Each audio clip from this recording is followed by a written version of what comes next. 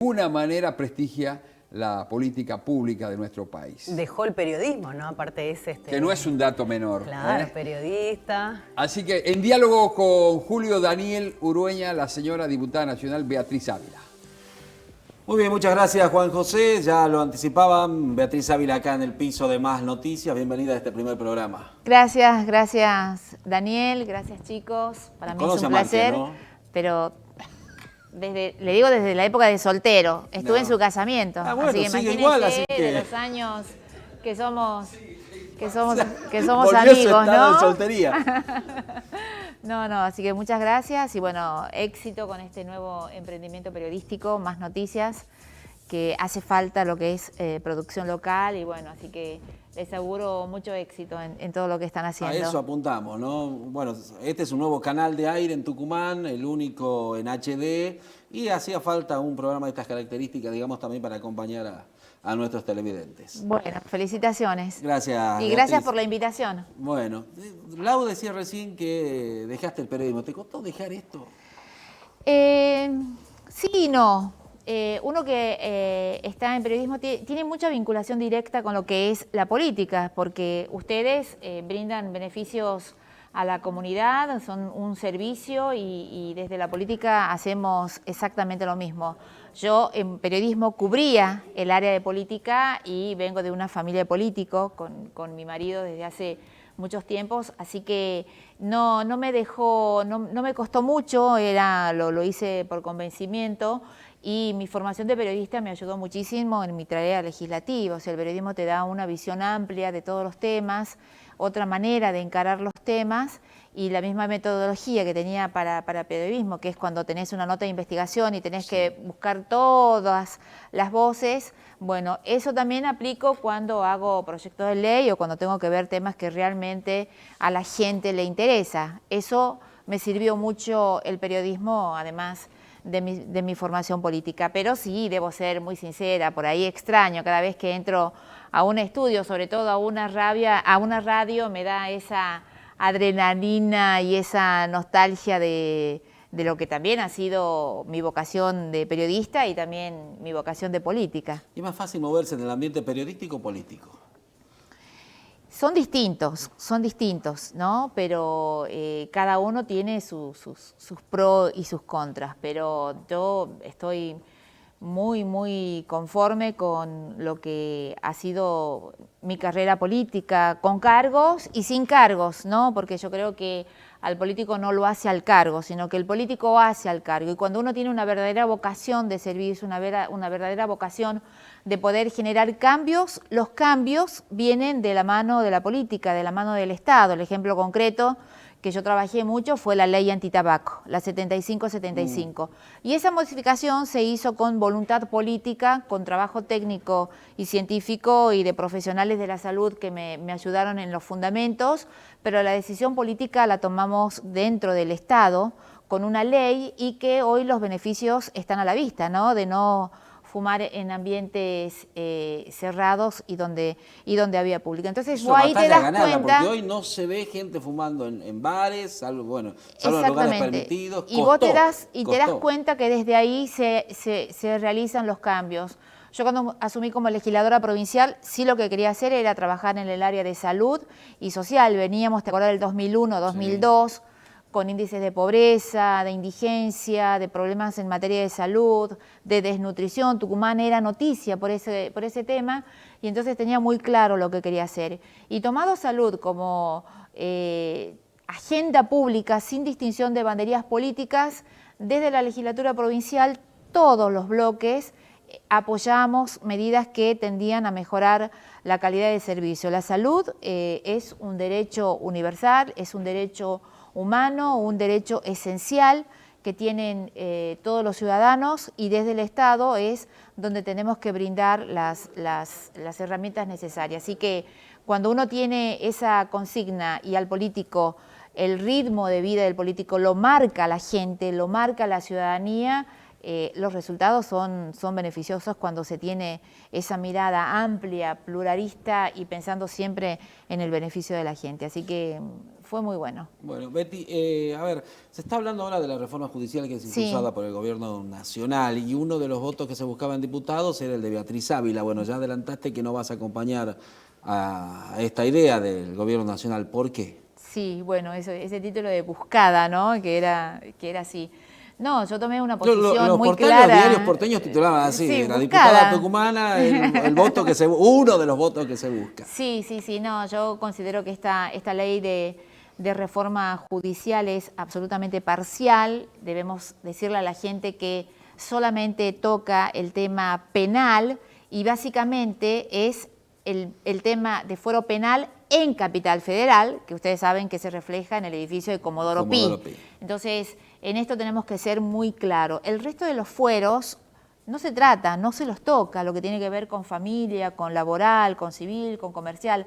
Solamente ataca la parte penal y en su mayoría apostado acaba, ¿no? Claro. Entonces, si hablamos de un verdadero federalismo, si hablamos de que tenemos que afianzar la justicia, si hablamos de que tenemos que hacer que la justicia vaya a la gente, que los tribunales vaya a la gente para que la ciudadanía pueda ejercer su derecho allí, tiene que ser un tema absolutamente amplio, consensuado. Me parece que el momento que lanzan este tema, mal llamado reforma judicial, porque no es una reforma judicial plena, sino que está enfocado solamente a Capital Federal, básicamente, es absolutamente inoportuno en un momento en donde la agenda de la sociedad pasa por otro lado. Hoy cuando vos vas a los barrios, porque uno no deja de militar a pesar de las funciones, yo con Germán vamos todas las semanas a un barrio diferente, la agenda judicial, la agenda de la gente pasa por el tema de salud, que está tan preocupada por el COVID, preocupada por el dengue. En Tucumán hemos tenido casos de muertes por el tema del dengue, preocupada por la situación económica, por la falta de trabajo, gente que queda sin trabajo, pymes que se cierran, preocupada por el tema de la inseguridad. Este tema de la reforma judicial no viene a solucionar ninguno de estos temas. Esto es solamente para una élite minoritaria en temas específicos que tienen que ver con contrabando, corrupción, narcotráfico, que obviamente son temas importantes, pero que están alejados de la agenda del ciudadano común. Bueno, en Comodoro Pi, Betty, disculpa que te interrumpa, están los casos de corrupción que involucran a la gestión K, digamos. Exactamente.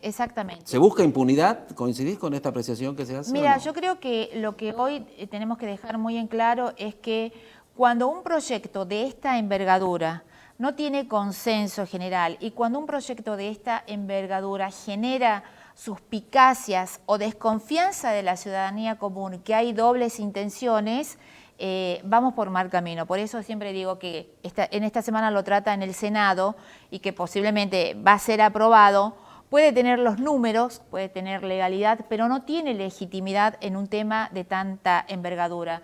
Sí, en realidad decimos nosotros, ¿hace falta hacer un debate general, integral de la justicia? Sí, hace falta, ¿no? Porque hoy los reclamos permanentes es que tenemos una justicia lenta, tenemos una justicia de la puerta giratoria, ¿no? Una justicia sin justicia. Una justicia sin justicia, entonces, bueno, planteemos las cosas, hagamos una reforma integral, no solamente penal y pensando en Capital Federal, sino que creo que debe ser el 10% de los casos, sino pensemos en un país verdaderamente federal, que una ley ayude a la gobernabilidad, que sea integral y que sobre todo tenga consenso. Me parece hoy absolutamente inoportuno cuando tenemos que ir por lo que la gente nos pide y después sí hablar este tema. Y además quiero dejar muy aclarado que esto no es que le va a solucionar el problema al ciudadano común, al jubilado que hizo su presentación judicial por el 82%.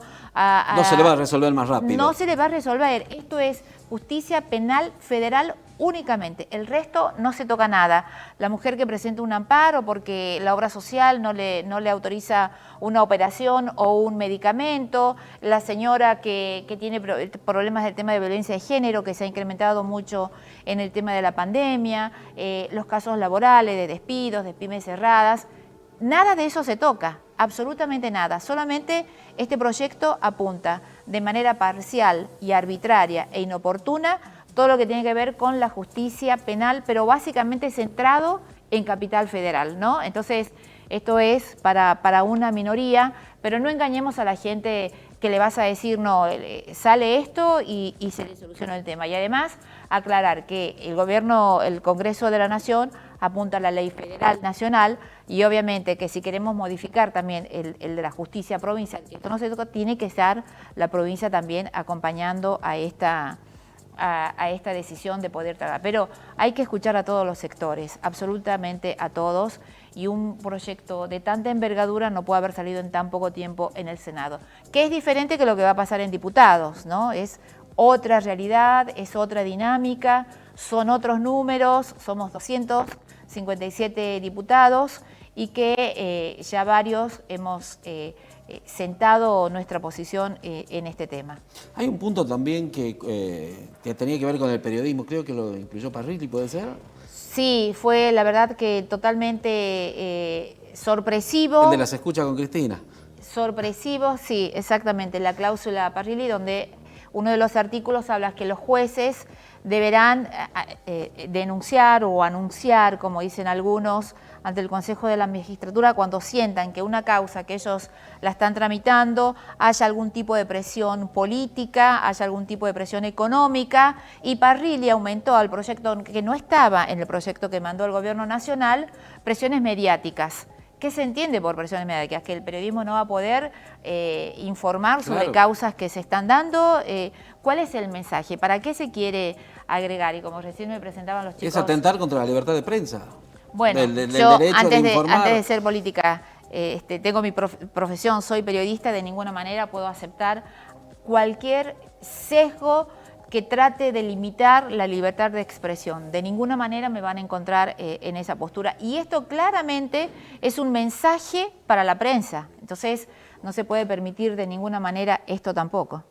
Bueno, Betty, hablemos un poquito de Tucumán. El municipio está saltando todo lo que sucede. Te vemos, como decía recién, también recorrer los barrios. ¿Cómo se está trabajando en conjunto con el COE por el tema de la pandemia? Bueno, el intendente Germán Alfaro ha tomado la decisión política, obviamente, de respetar a rajatabla todo lo que dicen las autoridades nacionales en materia sanitaria, sobre todo del COVID, a través del COE. El secretario de Gobierno, el doctor Ocaranza, forma parte del COE y se está trabajando de manera mancomunada y coordinada. El municipio ha puesto a disposición lo que es el complejo Teniente Ledesma con camas, pero además realiza en el microcentro, vas a ver, la presencia activa de la Municipalidad de San Miguel de Tucumán con distintas reparticiones, tratando de que los tucumanos, por favor, podamos cumplir con las medidas que hoy tenemos que hacer, que es el distanciamiento social, el barbijo, el saludo con el codo, el estornudar en el antebrazo, que nos está costando muchísimo. Y como dijo el intendente, el virus, que es comunitario, está en el microcentro. Entonces, si una persona tiene que evitar de ir al microcentro, que lo evite. Y además, de noche el municipio también hace lo que es toda la limpieza de las veredas, sobre todo de los hospitales y los sanatorios, ¿no? Como una medida de prevención y además de limpiezas. Pero a la par del COVID estamos trabajando fuertemente en otro tema que preocupa a muchos a los tucumanos, que es el tema del dengue. Y hoy es el momento de la prevención. Bueno, hoy, donde están las larvas. En cualquier momento. Bueno, Ya las altas temperaturas, comienza comienza septiembre, comienza octubre, y si bien es cierto, la ciudadanía pide la presencia de mayor estado, con fumigación, con descacharreo, con limpieza de espacios, espacios privados, pero que no están limpios, la municipalidad lo está haciendo. Descuidan esos sitios baldíos. Absolutamente, absolutamente. Y a la par de eso, estamos dando clases de concientización de cómo prevenir el dengue, pero a la par de eso necesitamos también el acompañamiento del vecino, porque la municipalidad hace de la vereda hacia afuera, y si tenemos que ingresar por el tema de descacharreo es con autorización del vecino, pero el vecino tiene que saber medidas elementales. De nada sirve que el municipio haga eso, un vecino limpie su fondo, pero el de al lado no. Claro. Entonces hay que tomar conciencia, y no es un tema menor el tema del dengue, ¿no? Que hemos tenido muchísimos casos, así que se está atacando por ambos lados y trabajando mancomunadamente con la provincia y con la nación. Bueno, esta pandemia sirvió para que se dé un acercamiento entre la gestión municipal y provincial? Sí, en lo político? yo creo que es lo que la ciudadanía estaba pidiendo, ¿no? A pesar de las diferencias ideológicas y políticas que tiene el Y de gobernador criterios también. y el intendente, pero uno como representante tiene que saber lo que solicitaba la sociedad y lo que estaba solicitando es que trabajemos mancomunadamente, que dejemos de lado las diferencias, que cada uno tiene su opinión, pero que se trabaje en pos de la ciudadanía. Creo que se ha piense en sido el la bien común, madurez, digamos. exactamente, creo que ha sido la madurez suficiente tanto del gobernador como del intendente para que se pueda trabajar en una agenda común que tiene beneficio directo sobre la ciudadanía. Que esto no significa que cada uno siga teniendo su punto de vista y sus diferencias, pero hoy, con los problemas que está suscitando y que tiene la gente de falta de trabajo, de pobreza, de indigencia, no se le puede agregar un problema más a la ciudadanía que los dirigentes políticos o que tienen representación no dejen de lado sus diferencias en pos del beneficio común. Lo ha hecho en La Nación el presidente con Rodríguez Larreta y Axel Kicillof, y lo ha hecho en la provincia también el gobernador con el intendente Germán Alfaro. Bueno, eso distanció a Rodríguez Larreta de Macri. Bueno, sí, ese es otro tema, pero creo que en general no le podemos cargar otro problema más a la ciudadanía y generar más zozobra y más incertidumbre que las principales cabezas que tienen la responsabilidad de gestión hoy no puedan sentarse a dialogar. Desde el Partido de Justicia Social siempre hemos sido un partido que apuesta a la gobernabilidad, que apuesta al diálogo, que apuesta a la prudencia, que apuesta a la madurez política, que es lo que la ciudadanía en este momento está esperando. No podemos llevarle más problemas a la gente de los que hoy ya tienen y que son realmente muy graves. ¿Cómo te imaginás el escenario político post-pandemia? Bueno, va a ser un largo recorrido. Hoy ya tenemos que comenzar a trabajar en la pospandemia. Primero, tratemos de salir del contexto que hoy estamos haciendo. Gracias a Dios hubo una noticia muy esperanzadora, que es el tema de la vacuna contra el COVID, que ha generado cierta tranquilidad, con lo cual te dice que vamos a tener un plazo. Obviamente que no quiero generar falsas expectativas, ni no hay recetas mágicas de que esto va a ser mañana o pasado, posiblemente sea el año que viene, pero ya tenemos esa esperanza de que va a haber una vacuna y que he presentado un proyecto de ley para que esa vacuna, una vez que sea autorizada a nivel internacional y a nivel nacional, sea incorporada en el calendario, ¿no? Gratuita. De manera gratuita y obligatoria para todos los argentinos sin distinción, tengan obra social o no tengan obra social. El único interés que a mí me lleva a presentar este proyecto, y quiero dejarlo muy aclarado, es solamente la salud de los argentinos y la salud como agenda pública. No tengo ningún otro tipo de interés económico, no sé cuál será la vacuna, la empresa que la haga. Lo que sí quiero que esa vacuna, que sea la autorizada, sea efectiva y que contribuya a la salud de los argentinos. Hoy por hoy, a ver, cuando levantamos la copa a fin de año y pensamos un 2020, salud, feliz año, y te encontrás con esto, que se ha cortado toda la actividad en todos los rubros. Para ir cerrando la recuperación económica, ¿cómo crees que se va a dar? Si es que se da, donde vivimos en constante crisis. Sí, bueno, esto nos ha sorprendido a nivel mundial. Vos ves lo que pasa acá, es lo que pasa en Europa, lo que pasa en Asia. Una pandemia que la verdad que no nos imaginábamos bajo ningún punto de vista, ¿no? Comparados a lo que pasaba en el siglo anterior, con otro tipo de pandemia. Yo creo que hay un paradigma, va a haber un antes y un después de esta pandemia. Vamos a tener que convivir en una nueva normalidad, en un nuevo orden mundial, de convivir con este virus sumamente contagioso, que no hay que subestimarlo, ¿no? Y esto va a llevar su tiempo. Así que creo que, sumado a la recesión económica que nosotros ya veníamos y que los índices lamentablemente hablan de que esto se va a ir incrementado, eso es un panorama bastante preocupante, y quienes tenemos responsabilidades políticas tenemos que atacar, como lo hemos hecho con el tema salud al principio, de defender a los que están en la primera línea, que son los agentes sanitarios y todo lo que tiene que ver con seguridad, que están en la calle. Incluso ustedes, los periodistas, que no pararon ningún momento, Ahora hay que ver el tema económico, de qué manera se va a reactivar la economía en el país. Quienes generan riqueza en el país es el sector privado, el Estado tiene que acompañarlos, desde el pequeño, desde el monotributista hasta el grande. El Estado tiene que acompañarlos con herramientas que son absolutamente necesarias, porque necesitamos que la actividad privada vuelva a ponerse en marcha a los motores. Los argentinos han puesto mucho el hombro, el Estado tiene que acompañar en esto y quienes también tenemos responsabilidades tenemos que hacer absolutamente esto. Por eso creo que no estoy de acuerdo cuando desde un sector mayoritario como es el Frente de Todos o Juntos por el Cambio toman medidas extremas. Los extremos para nada son buenos, ¿no? Siempre tenemos que tener una visión, no es blanco-negro, sino que también hay grises, y que en esto tenemos que ser muy prudentes, muy moderados y radicalizar o extremar los discursos no sirve de nada, solo aumenta la grieta y en el medio quedan los argentinos. Entonces, esa es la responsabilidad que tenemos que tener hoy, apostar a la gobernabilidad, al diálogo, a la prudencia, a la madurez. No acepto estos comentarios que han salido últimamente de comparar el coronavirus con otras cosas. Lo hizo el expresidente Macri cuando hablaba que el populismo había generado más problemas que el coronavirus, como tampoco acepto que también que se diga que el coronavirus tuvo mayor repercusión que la gestión de Macri. Que la gestión anterior. Entonces, me parece que hoy es momento de prudencia, con un tema tan sensible, ni uno ni otro deberían hacerlo, es el momento de escuchar y acompañar a la sociedad. De transitar con calma. De transitar con calma, sí.